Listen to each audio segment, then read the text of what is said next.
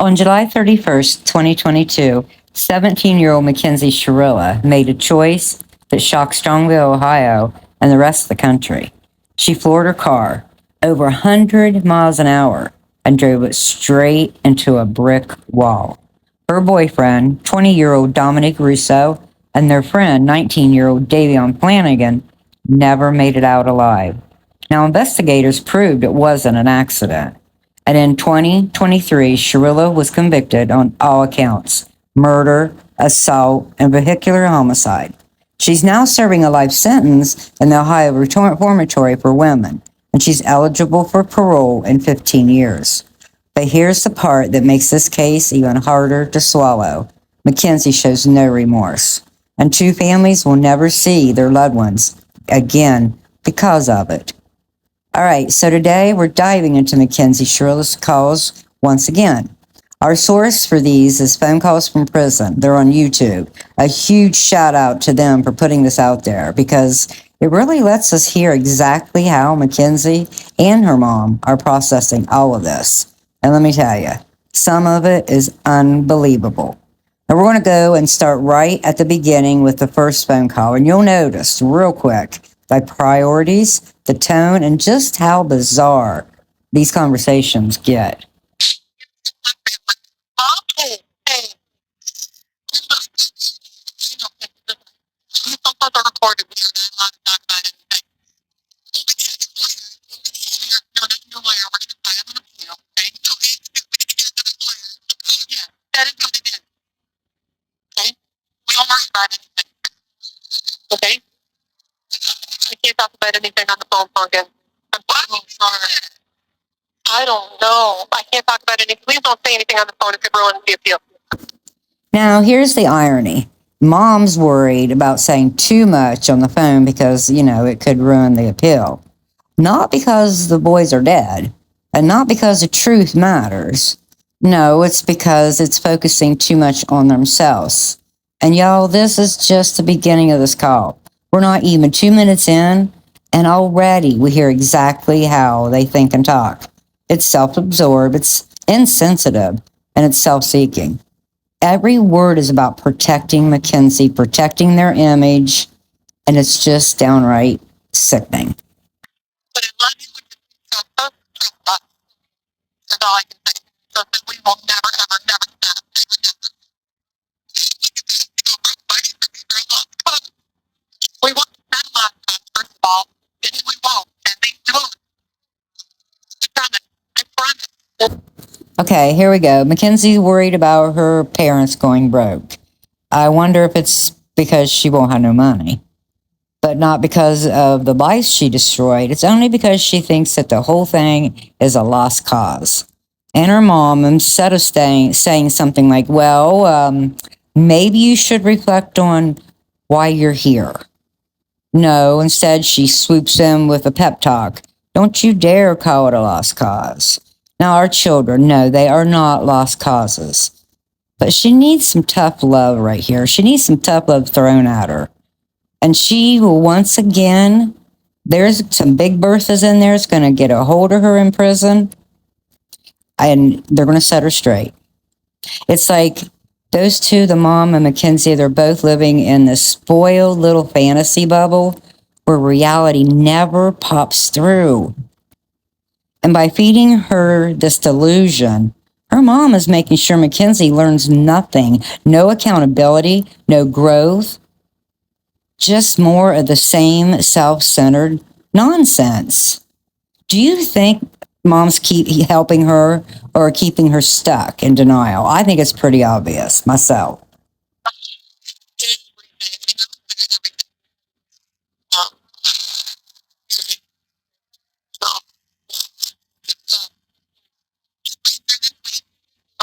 All the time. Okay? You know the routine. And we'll just keep fighting. And we're not going to go broke up from. Okay?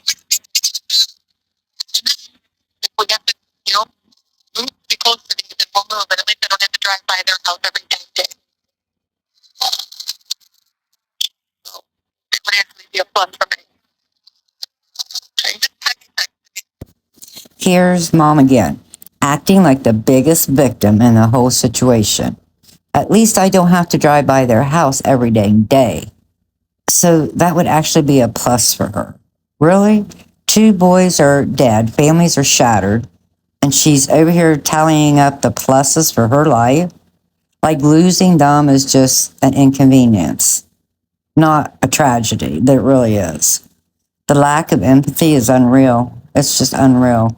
They don't want to face the victims' families. So the solution is move away.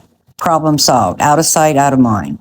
This right here tells you everything.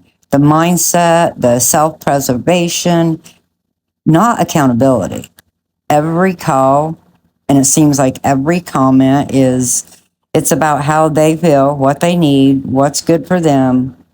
It's never about the other people. If it is, it's like this, stomping on them. Nothing.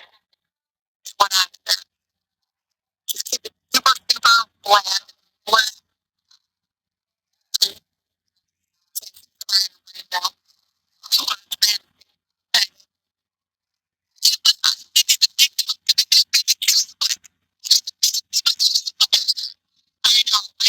Don't talk about anything, okay?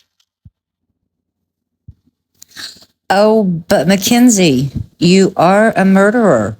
That's not some label people are slapping on you unfairly. It's the truth. And the sooner she faces that reality, the sooner her words and actions might actually carry some weight. But instead of accountability, we get denial and excuses and that endless fight, fight, fight, fight, fight. What difference could Mackenzie make if she actually owned up to what she did? Maybe then her family's effort wouldn't feel so hollow or worthless. But right now, it's all smoke and mirrors. I mean, newsflash, Mackenzie, murderers don't get to rebrand themselves as victims.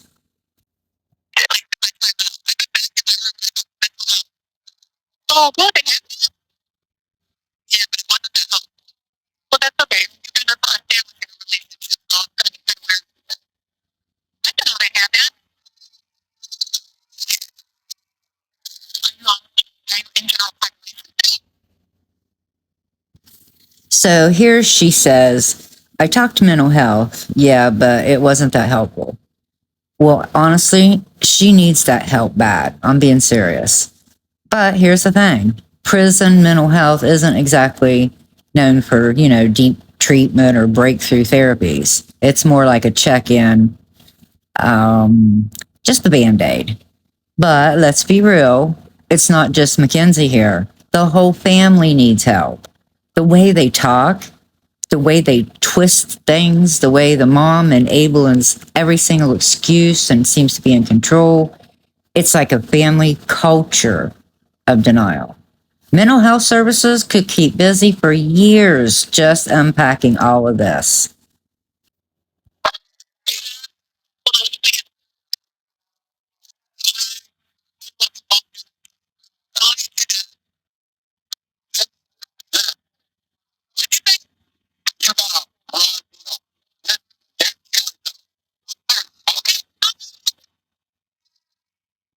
Daddy can't talk on the phone. Keep the phone, so. And that's okay, I understand. I know. Okay. We just have to keep everything on the surface. Okay? Or we can't, or we can fight for you. No, you need to. I know, but if we screw up and say things that can be used against us, then we can't fight for you. So Daddy can't talk. Oh, I love you, Daddy. I love you. I don't need for one thing. He's allowed to say that. Okay. Me. Here's where it really shows. Mom's not just shaping Mackenzie's words, she's controlling the whole family narrative. Dad slips in with, you got a raw deal. You got screwed. And what happens? Mom immediately jumps in. Don't talk about anything. Stop. Just keep it on the surface. So Dad can't even finish a thought without her shutting him down. And then I hear something else, something really troubling. Mom yells at Dad. And then Mackenzie says, he's allowed to say that. Like, Mom, let Dad speak. I mean, that's so controlling. Then there's a bit of silence. Go back and listen. There's a little bit of silence, and Dad says, "You did that on purpose." What did Mom do? Did she strike him? I don't know, but that weirdness is there big time. But let's be honest, Dad couldn't say anything worse than what Mom and Mackenzie's already saying. This family, it's not reflecting on being fair and honest and owning up. It's a family management team led by Mom, running damage control like it's a PR campaign. Me either. I know that. Right. Amen. What do people say? He was like, I don't know. I'm not saying I'm supposed to be. I don't even know what's going on there. I'm getting sick out the ass so that people can't even believe it. And they're so sorry. And oh my God. And what the hell? And what the fuck? And are you kidding me? All that stuff. So. That is true. Yeah. I heard it was live stream. I heard that too.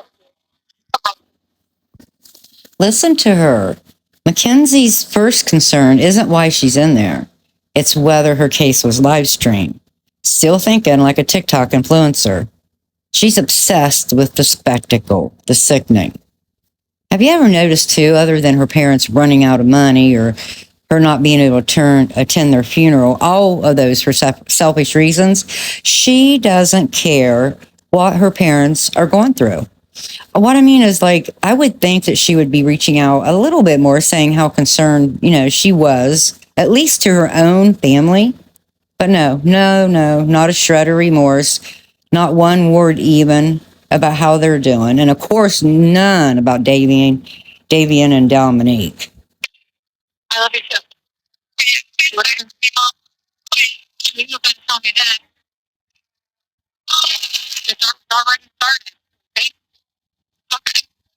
It's already crazy. Not crazy. Okay. I'll look at it.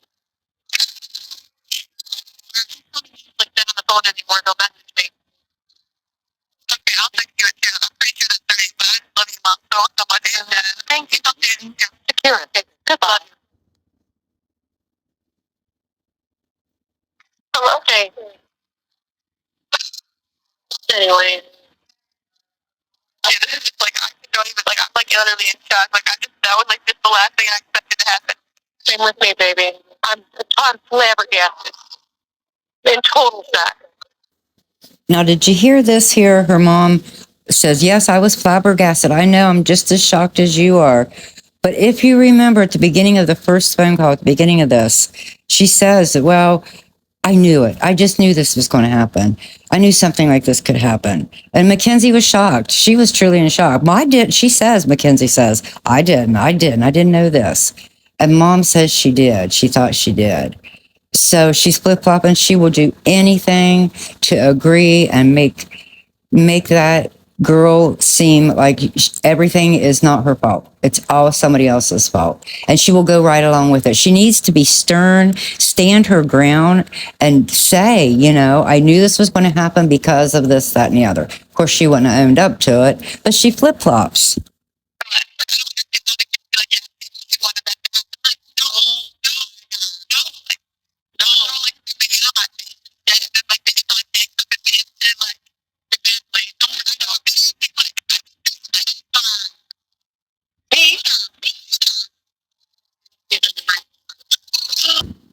Embarrassing. That's the word she chooses. Not heartbreaking or devastating or shameful for taking 2 lives, but embarrassing. Like she just tripped in the hallway at school. Meanwhile, the boys' families are living a nightmare every single day. And their grief isn't embarrassing. It's unbearable. And yet here she is, still more worried about how she looks than what she's done. Remember, every day spent, time served. It might be a minute, okay? But every day is time served, okay? Can't be just gonna make me cry. You're alive, okay? You're alive. We haven't made that. Why would they know? Why would they want me to see it now? Because we don't know what your story is. Your story isn't done yet. It's just beginning. Okay? yet. We don't know yet. That's all I know, though. It's just beginning. Who knows what the future holds for you? Who knows what the reason is? But there's a reason, okay? We just got to get through this journey. And it might be a minute.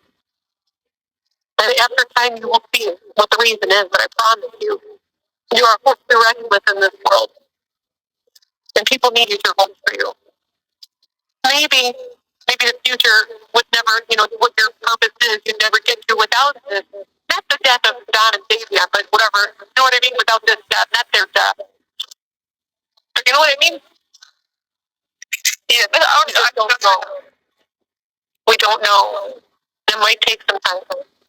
I just wanted to leave the county. That's what I came today. Thank you. Do you hear this? Mom is literally framing the deaths of Dominique and Davion as part of Mackenzie's, and I quote, purpose. Like their lives, their violent deaths, were just a backdrop to her daughter's story. That's not grief. That's damage control. That's a performance. To sit there and say, without this, and she does say, not the death of Don and Dave, but whatever. That's what she says, but whatever. Whatever. That's how she dismisses two young men whose families are shattered. This isn't just sick. It's honestly dark. It's the kind of thinking that tells us exactly why Mackenzie shows zero remorse. Because look who raised her. Sorry, Wendy.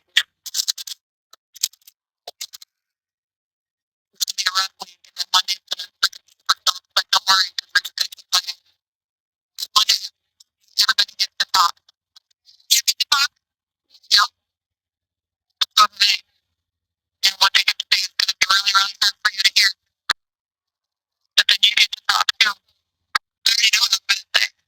I know you know. It's going to be hard. Monday's going to be hard. So, but after that, then you can just be, then let us fight. Okay? I love you. I love you so much that all of you expect. So here's the setup. Mackenzie's mom is warning her. The victims' families are about to speak, and it's going to cut deep. They're going to share the raw, ugly truth of what her actions did to their lives. And Mackenzie, her first thought isn't regret. It isn't, how do I sit with all this? How do I do this? No, she jumps straight to, I already know what I'm going to say. Think about that. Families are preparing to relive their worst nightmare, pouring out their grief and their rage. And Mackenzie is preparing a speech. And I'm sure it's not a confession, not an apology, but a rebuttal. And it was. It's not about hearing their pain. It's about making sure she still has her turn at the mic. That's cold. The age spread. They're like looking like 19 to like 50 probably. Oh, well, we got in there with 12 and 13-year-old, right? I think I was in here with 12 and 13-year-old. So I thought that you were looking forward to older people. No, I want to go back. Yeah, I know. Yeah, you gotta call things honey. Of course she does. She's staring down real time with grown women. Women who've lived harder and meaner lives than she could even imagine. And she doesn't want that crap, trust me. She wants to be back with the 12 and 13-year-olds where she can still play Queen Bee, I'm seeing, and probably boss around some little kids and feel like she's somebody. I mean, this tells us something, doesn't it? Faced with the reality of prison, she doesn't want that around. Doesn't want to grow up. She wants the comfort zone where she can be the bully, like she did with her boyfriend. And see, that's not growth. That's regression. That's staying still where she is. Not say what? He did so good out there by not saying anything to anybody. So we just don't want to mess this up for you. So what we're supposed to say is, thank you for your support. Keep praying for us. We're finally going to be. That's what we're supposed to say. And that's it.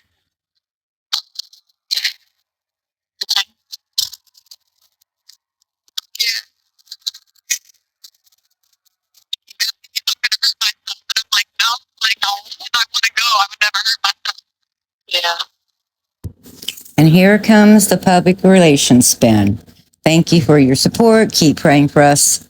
We're filing an appeal. Real polished and real rehearsed.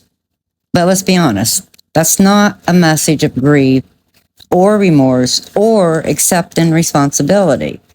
It is a press release. It's not a prayer. Every word is calculated to protect them. And that's just another layer of selfishness dressed up, as in it's like they're really sincere, but they're not. And trust me, when you peel back the words, the darker truth is there because it's all about control and image and especially keeping Mackenzie at the center of attention. Nothing more. That's it.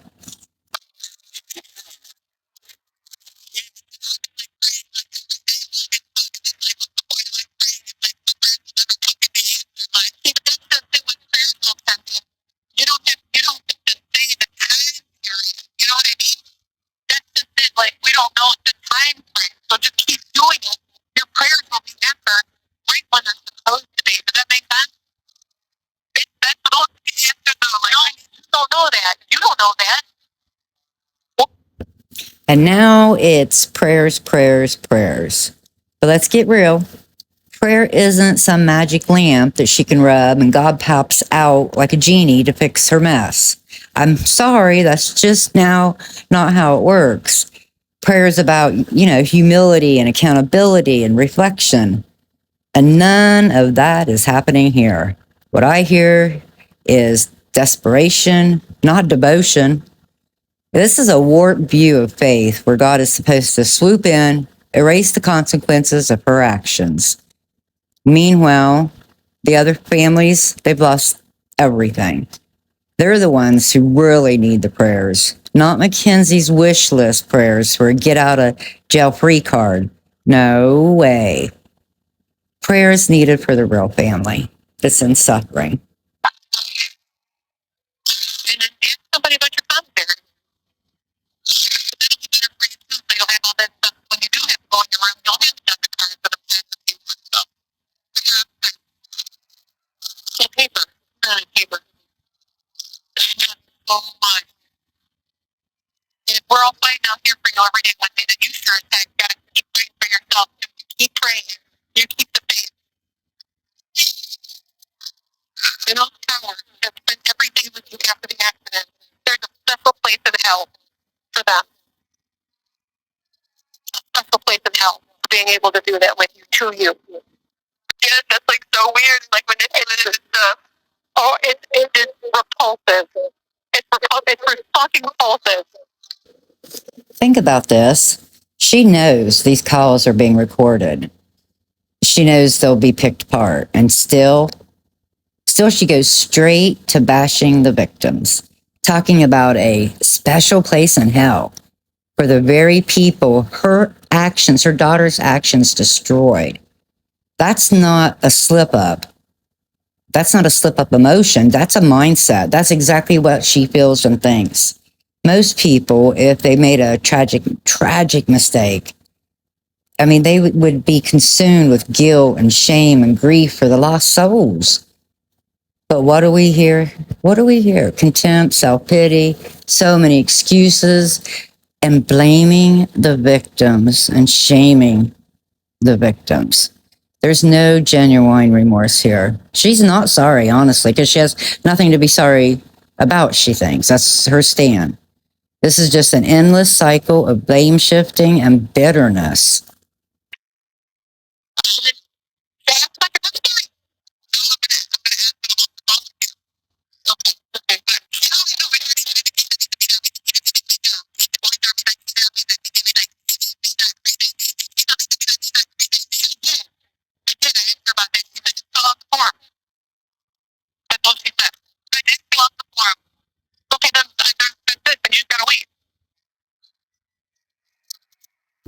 Yeah, you're hearing that right.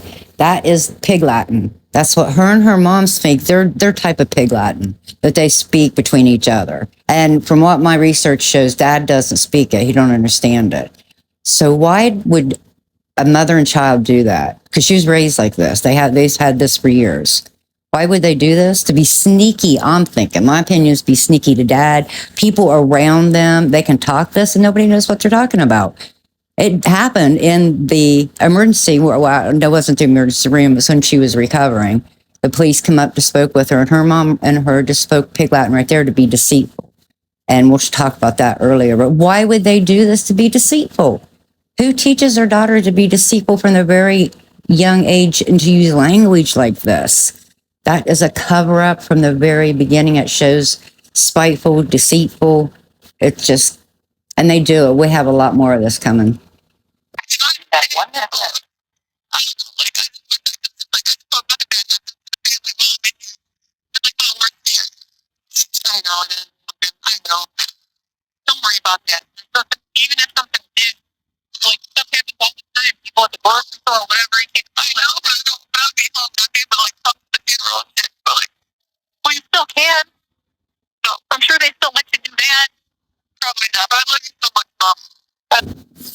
Oh, that child. She's still talking about being home like it's right around the corner.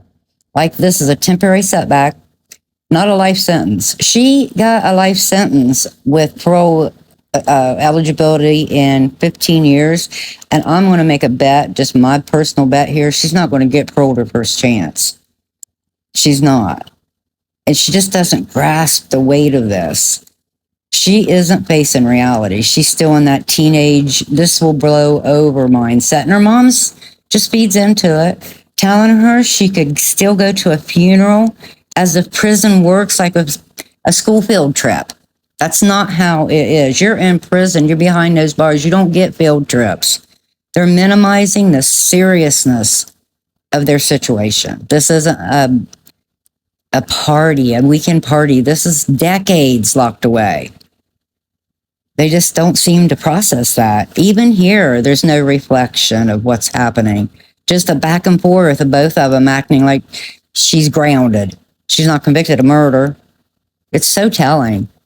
The poor victims, they lost their sons. And Mackenzie's, her energy is going into worrying about clothes and shoes and whatever stuff is still studying at Dom's.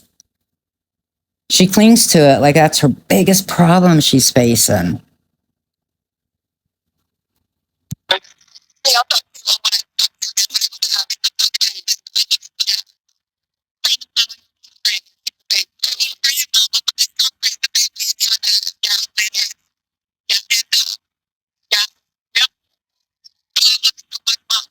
I love you too.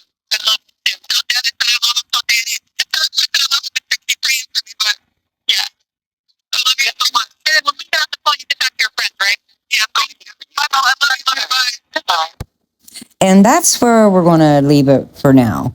You heard just a glimpse of how Mackenzie and her mom talk when they think nobody else is listening. And honestly, it says a lot. But we're not done. The next call we'll bring you is the one that happens after sentencing. And trust me, if you thought this one was something, just wait. So stick with us and we'll break it all down together.